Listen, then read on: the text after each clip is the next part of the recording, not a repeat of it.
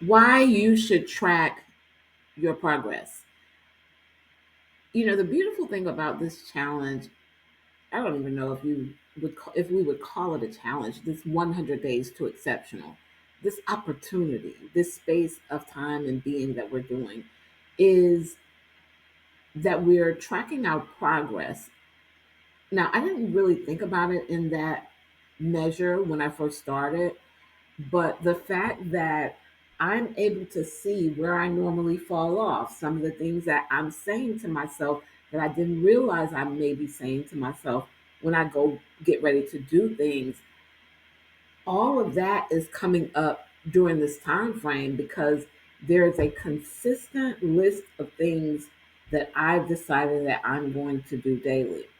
And normally, when you set out to do something that you're not doing on a regular, consistent basis, you may not notice what you're saying to yourself because that incident is isolated. It's not something that you're doing on a regular basis where you have an opportunity to actually pay attention.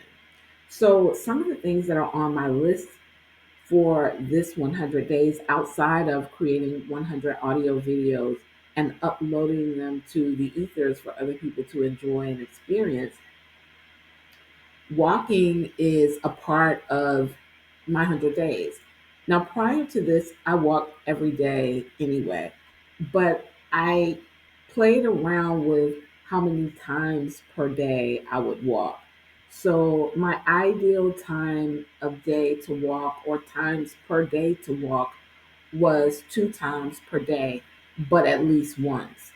And I don't know if I didn't do a series on this or talk on this, I definitely will. But I believe I shared this in one of the 100-day videos. But we don't rise to our standards, we fall to what we will settle for. And what I would settle for was the 1 day, 1 time a day. And would you know, most of the time, 98% of the time, I walked 1 time per day. So during this 100 days, I'm walking 2 times a day. That's the lowest amount that I will accept for myself.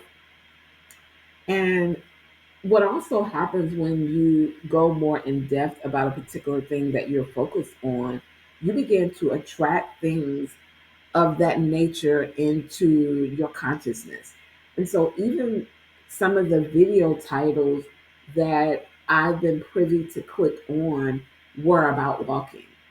And in this one video, the young lady described the difference in walking simply for exercise and walking for exercise and weight loss. And I have a desire, well, I'm losing 20 pounds.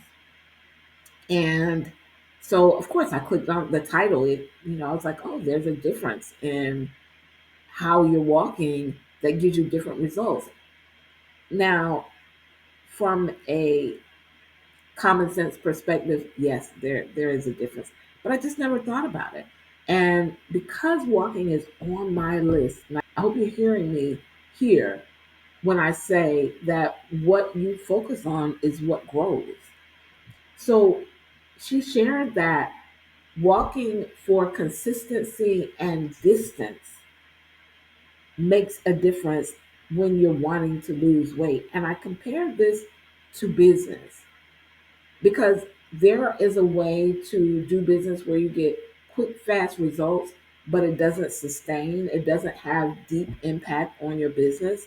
And then there are strategies that you can do that are consistent and long term that give you longevity of the results that you desire. And it dawned on me that I would not have come to this realization if I wasn't tracking my progress. Now, I'm not rigid.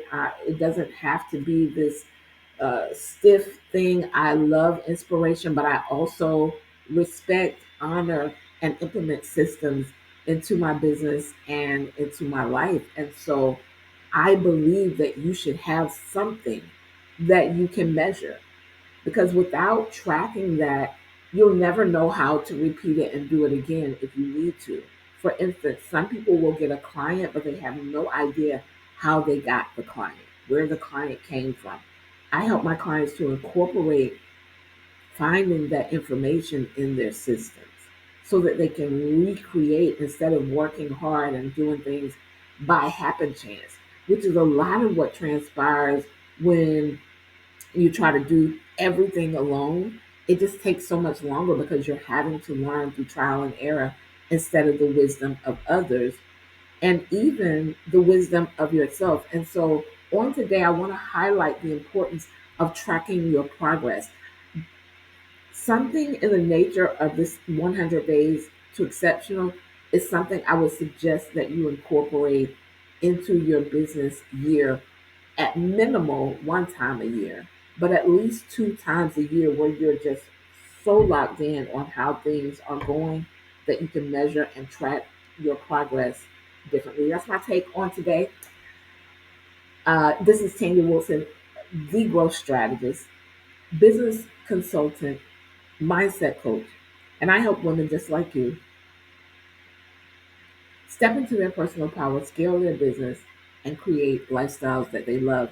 We build businesses that fund your lifestyle, not run your lifestyle. If you're looking for added support, you can go to renewfullcircle.com, renewfullcircle.com. Are you in the challenge? Did you join us for the challenge? Peace and abundance.